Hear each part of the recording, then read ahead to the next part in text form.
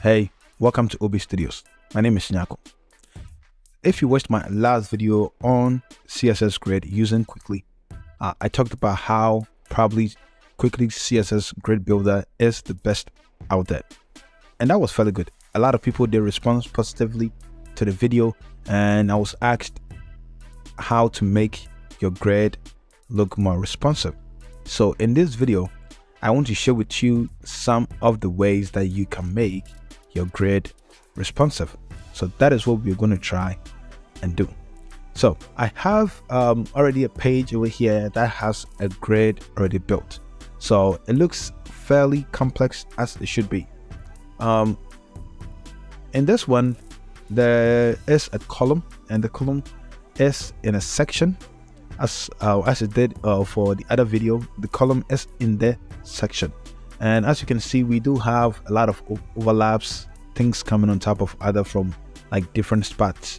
And that is good because you can do that in Grid. Like Grid gives you all the abilities to be able to like overlap stuff, and then they look pretty cool as you would want them.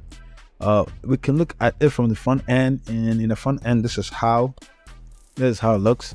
It looks fairly I'll say it's too clustered.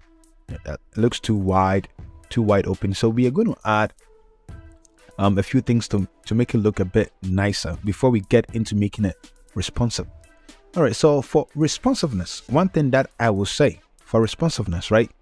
Let's say you already have like a grid, and then you didn't put a grid in any column. The grid is by itself. So I just moved the column out of the section. I'm going to update this, right? And then we are going to come to the front end, and I'm going to refresh it. I'm going to click on F12, and then I'm going to squeeze this.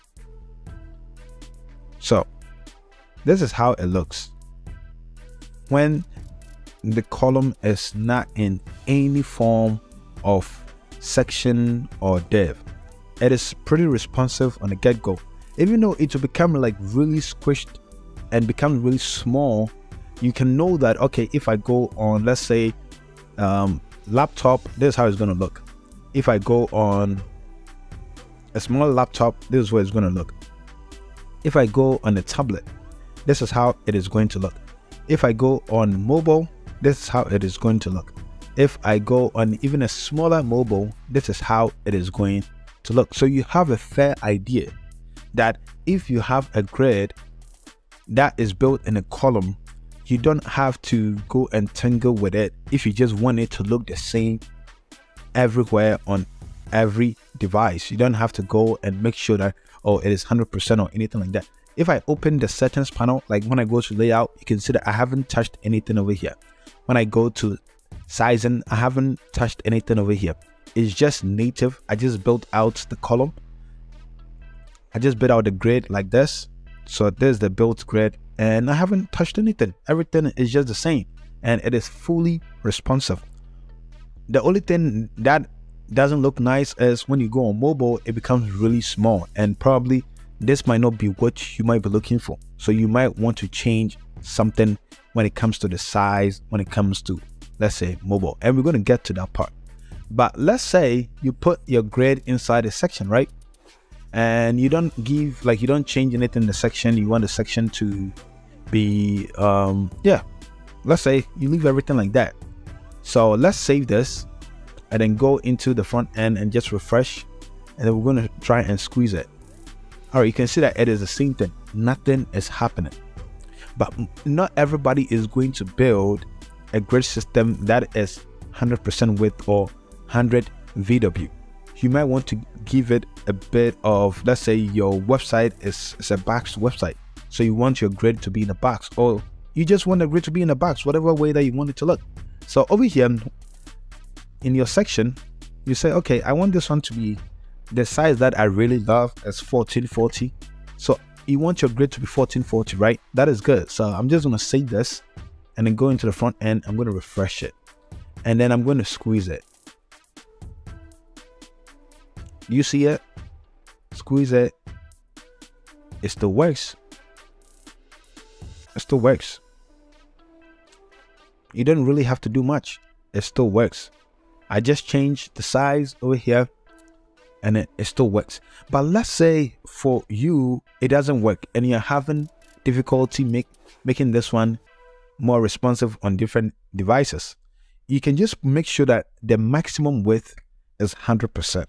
If you're having any issue with like squeezing, or in the front end this is not becoming responsive because you change the size of your width in the section, just make sure that your max is always at 100%, so that when this size is below 1440, you can still squeeze it and it will still work. So that is for those who are having issue with, let's say, a box layout that they have. Make sure that your maximum width is always at 100%. Let's say you put in a div, you put like your grid in a div. So we're going to add a div. Well, let's put a div out, right? And then I'm going to drag this and put it inside the div. All right, so I'm going to go into the section and I am going to hide the section. Let's update, and then let's go into the front end and refresh. Now let's squeeze it. You can see that the same thing. So whether you put this in a section or in a div, it will still behave the same way. I'm going to go back, and then in the div I am going to change the size. So let's say this one is 1440, and that is good. It can be on the left side. We don't really have to worry about that. Let's refresh it, right? And then let's squeeze it. All right, now you can see that it got to a certain point that it is overflowing. Now let me show you something here. So you can see that the size of the website is now really smaller than the size of the grid, because the size of the website is over here where it has been highlighted. That is the size of the website, but the grid is bigger than that.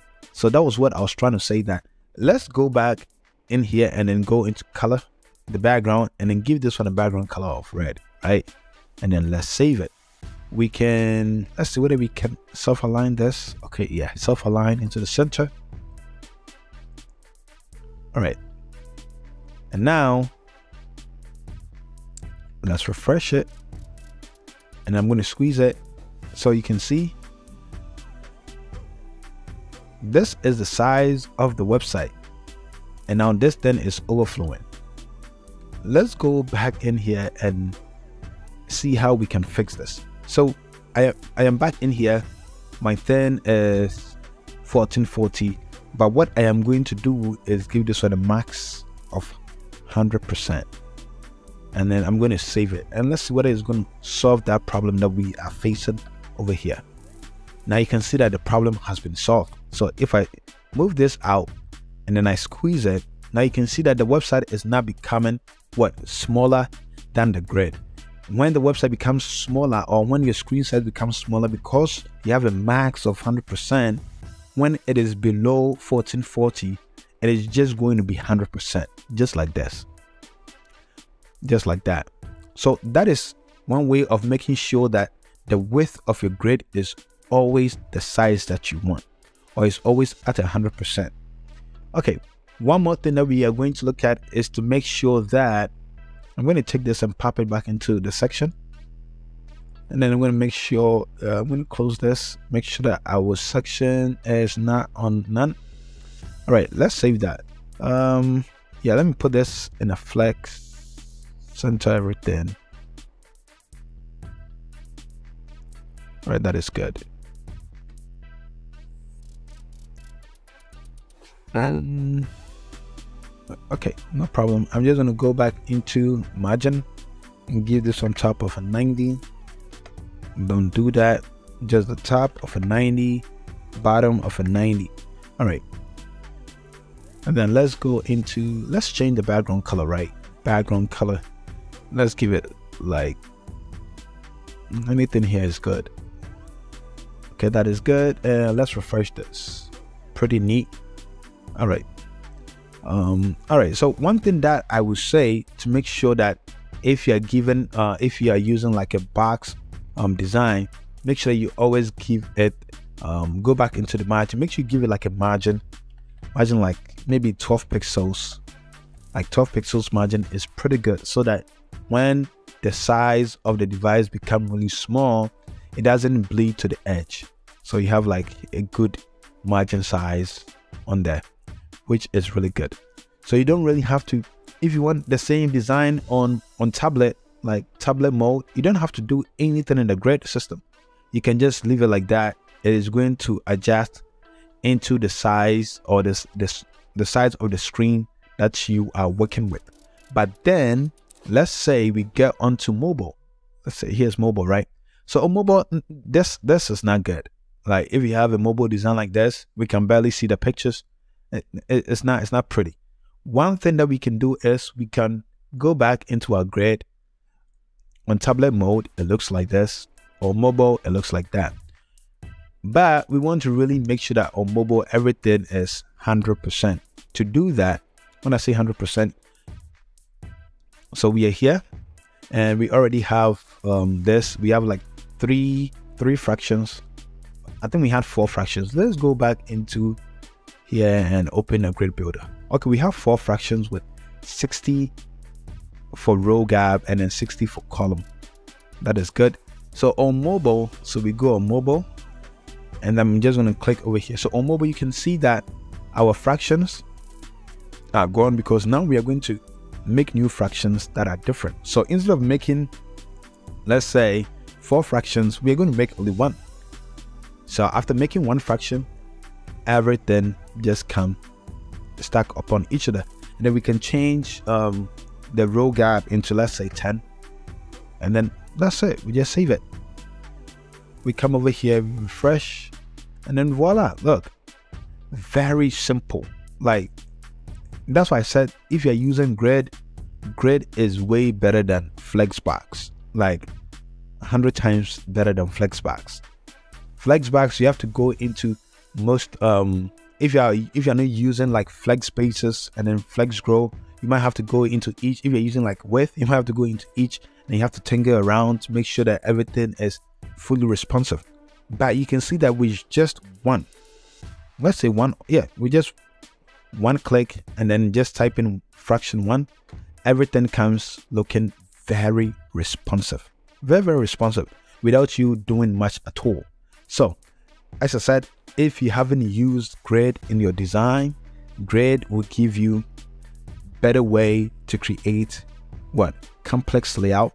It will also give you better way to make your design more what is the word I want to use, more responsive, without you having to tinker around and try and change this and then try and change that. With just one or two numbers here and there, you've created a really responsive layout using CSS Grid. So if you haven't used CSS Grid, watch these 2 videos. The first one about creating complex layout, and this one too that talks about responsive layout in Cwicly when you are building with the CSS Grid builder. The name is Nyakon. This is Obi Studios. If you did like the video, I really appreciate you give it a thumbs up, and if you haven't subscribed, you can also subscribe to the channel. If you want to buy a subscription to Cwicly's, you can also use the link down below, or you can go to cwicly.com to get your own subscription. Thank you for watching. Catch you on the next one.